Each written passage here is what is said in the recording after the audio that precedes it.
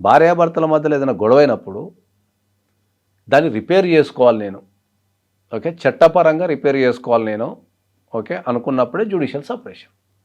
అంటే వాళ్ళిద్దరు భార్యాభర్తలే, కలిసి ఉండరు, కానీ వాళ్ళకు భార్యాభర్తల మీద ఉండాల్సిన రైట్స్ అన్నీ ఉంటాయి, కానీ వాళ్ళు విడిగుంటారు.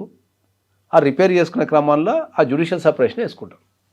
ఓకే. అంటే ఇప్పుడు ఒక భార్య కానీ భర్త కానీ కోర్టుకి వెళ్ళి, ఇగో నా కాపురంలో ఈ సమస్యలు ఉన్నాయి, ఈ కాపురంలో నా సమస్యలు ఉన్నాయి, ఈ సమస్యల వల్ల నా భార్యతోను కానీ నా భర్తతో కానీ ఒక 1 year 2 years నేను కలిసి నివసించదలుచుకోలేదు, ఓకే, కలిసి నివసించదలుచుకోలేదు.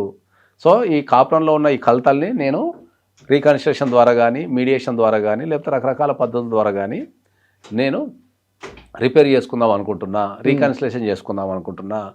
కాబట్టి నాకు జ్యుడిషియల్ సపరేషన్ కింద ఒక 1 year 2 years నా భార్యకు కానీ భర్తకు కానీ విడిగా ఉండే అవకాశం ఇవ్వండి అనేదాన్ని జ్యుడిషియల్